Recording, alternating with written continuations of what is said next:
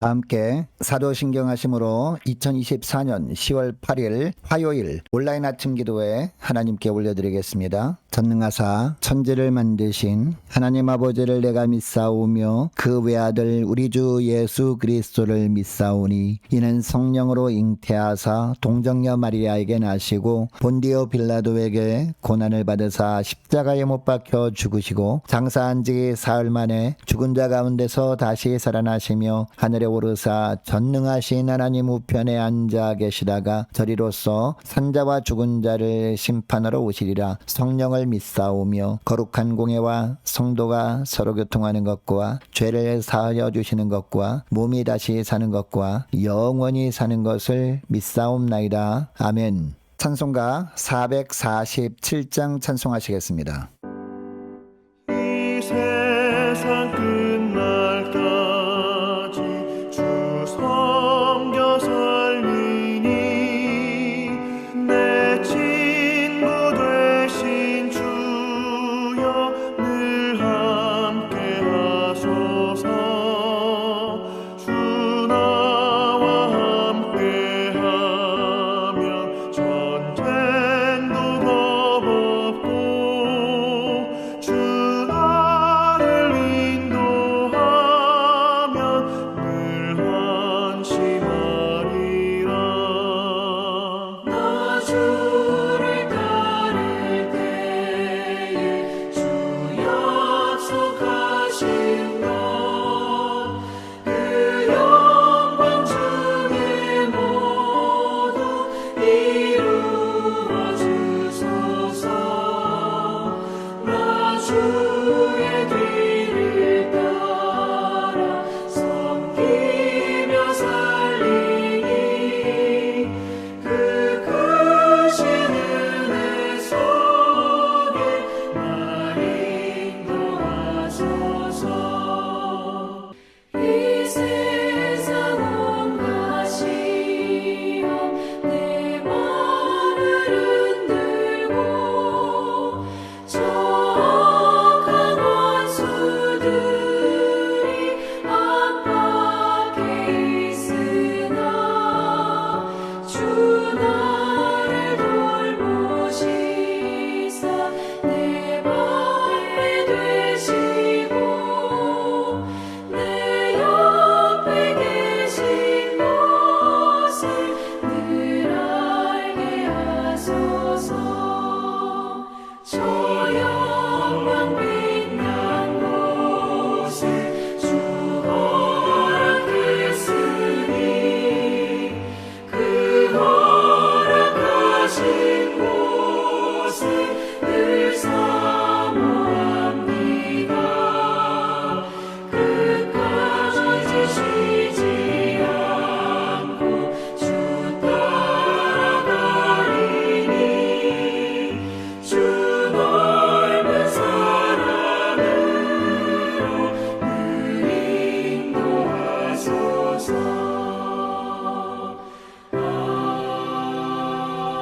아멘. 하나님 아버지 감사합니다. 오늘도 또 새로운 화요일 하루를 저희들이 허락하시고 오늘도 주님께서 말씀을 통해서 하늘의 능력으로 저희들이 10년 가운데 채우시고 승리의 삶으로 인도해 주시려고 저희들을 이 시간 불러주심을 감사드립니다. 주님 부르심에 순종함으로 이 시간 주 앞에 나와 주님이 베푸시는 말씀을 받고 하루를 시작하길 원합니다. 하나님 오늘도 주님이 저희들을 위해서 예배 놓으신 말씀을 통해서 주님께서 오늘 하루 저희들을 어떤 길로 인도하시는지 바르게 알게 하시고 또 주님께서 인도하시는 길로만 순종하며 나감으로 말미암아 오직 주님과만 동행하며 주님께서 예비해 놓으신 승리의 축복을 누리며 우리 하나님께 영광 돌리는 하루가 되게 하여 주옵소서. 감사드리오며 우리 주 예수 그리스도 이름으로 기도드리옵나이다. 아멘. 자, 이 시간에 하나님이 주시는 말씀은 열왕기하 2장 1절부터 14절까지 말씀 보겠습니다. 자, 화면을 보시면서 열왕기하 2장 1절부터 우리 함께 합독하시겠습니다. 여호와께서 회오리 바람으로 엘리야를 하늘로 올리고자 하실 때에 엘리야가 엘리사와 더불어 길갈에서 나가더니 엘리야가 엘리사에게 이르되 청하건대 너는 여기 머물라 여호와께서 나를 베델로 보내시느니라 하니 엘리사가 이르되 여호와께서 살아계심과 당신의 영혼이 살아있음을 두고 맹세하노니 내가 당신을 떠나지 아니하겠나이다 하는지라. 이에 두 사람이 베델로 내려가니 베델에 있는 선지자의 제자들이 엘리사에게로 나와 그에게 이르되 여호와께서 오늘 당신의 선생을 당신의 머리 위로 데려가실 줄을 아시나이까 하니 이르되 나도 또한 아노니 너희는 잠잠하라 하니라. 엘리야가 그에게 이르되 엘리사야 청하건대 너는 여기 머물라 여호와께서 나를 여리고로 보내시느니라. 엘리사가 이르되 여호와께서 살아계심과 당신의 영혼이 살아있음을 두고 맹세하노니 내가 당신을 떠나지 아니하겠나이다 하니라. 그들이 여리고에 이르매 여리고에 있는 선지자의 제자들이 엘리사에게 나와 이르되 여호와께서 오늘 당신의 선생을 당신의 머리 위로 데려가실 줄을 아시나이까 하니 엘리사가 이르되 나도 아노니 너희는 잠잠하라.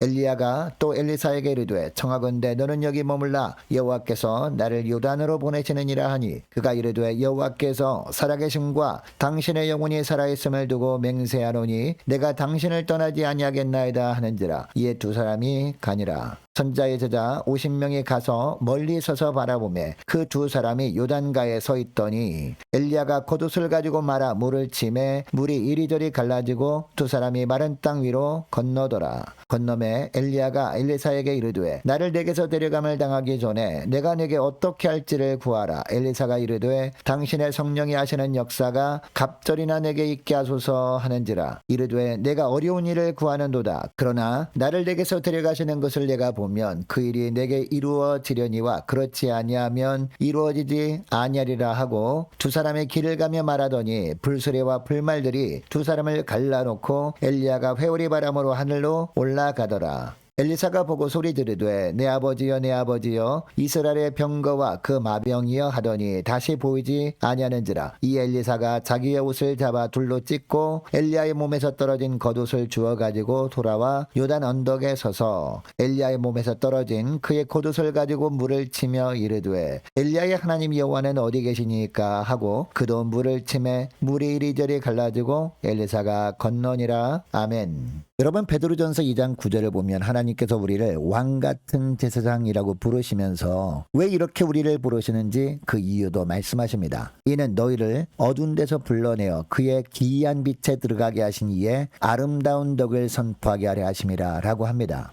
하나님이 하신 일을 전하는 사명자로 살게 하시려고 왕같은 제사장으로 우리를 부르신다라는 겁니다. 여러분 우리가 하나님 보시기에 이런 사명자로서 살려면 우리가 어떤 삶을 살아야 할까요? 첫째로 영광스러운 자리를 떠나지 않아야 한다는 겁니다. 1절부터 보면 하나님은 그동안 하나님 나라의 일에 수고한 엘리야를 죽음을 맛보게 하지 않고 하늘로 올리우시려고 하십니다. 여러분 자기 마음대로 살면서 이 땅의 부귀영화를 누렸던 아하시아 왕은 육신의 죽음과 함께 모든 것을 다 잃어버렸습니다. 반면에 엘리야는 하나님 나라를 위해 온갖 핍박과 고난을 겪었던 하나님의 사람이었습니다. 그런데 인생의 마지막 시간에 육신의 죽음을 맛보지 않고 하나님께서 하늘로 올려주시는 영광을 누리게 하셨습니다. 이러한 하나님의 뜻을 알게 된 엘리야는 하나님께서 이끄시는 대로 길을 떠납니다. 그런데 엘리사가 엘리야와 함께 하고 있습니다. 엘리야는 3번에 걸쳐서 엘리사를 그의 곁에서 떼어놓으려고 했습니다. 그런데 그때마다 엘리사는 어떻게 합니까? 2절, 4절, 6절을 보니까 똑같은 말을 3번이나 반복해서 엘리야에게 합니다.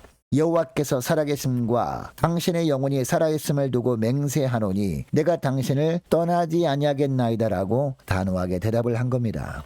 여러분 엘리사가 왜 이렇게 했던 것일까요? 하나님이 함께하고 계시는 엘리야가 가는 곳에 끝까지 함께 가는 것이 육신적으로는 힘들 수 있어도 너무나 영적으로는 영광스러운 일이고 이 영광스러운 일을 사모하는 것이 사명자로서 추구해야 할 일임을 알고 있었기 때문입니다. 그래서 길갈, 베델, 여리고, 요단까지 엘리야가 이동할 때마다 엘리사는 끝까지 엘리야와 함께합니다. 엘리야가 가는 곳이 하나님의 영광이 자리였기 때문입니다. 여러분 오늘날 주님께서 우리를 왕같은 제사장이라고 부르시는 것은 엘리사에게 주셨던 사명을 우리에게도 주셨다라는 의미거든요. 그렇다면 우리도 사명자로서 어떤 삶을 살아야 한다는 것을 엘리사의 행동을 통해서 알 수 있습니까? 사명을 잘 감당하기 위한 신령한 능력을 추구해야 된다는 겁니다. 이것을 위해서 말씀의 자리, 기도의 자리 등 영적인 자리를 떠나지 않을 때 주님께서 그때마다 영적인 능력을 부어주셔서 비로소 그 하나님이 부어주신 영적 능력을 가지고 사명자로서의 삶을 살 수 있게 된다라는 겁니다. 여러분 이것을 기억하시고 무엇보다 주님이 주신 사명을 잘 감당할 신령한 능력을 위해서 말씀의 자리, 기도의 자리를 떠나지 않는 저와 여러분 되시기를 축복합니다. 자, 둘째로 하나님의 주시는 갑절의 은혜를 갈망해야 한다는 겁니다. 자, 7절 보니까 선지자의 제자들 50명이 멀리서 엘리야와 엘리사가 요단가에 서 있는 모습을 지켜봅니다.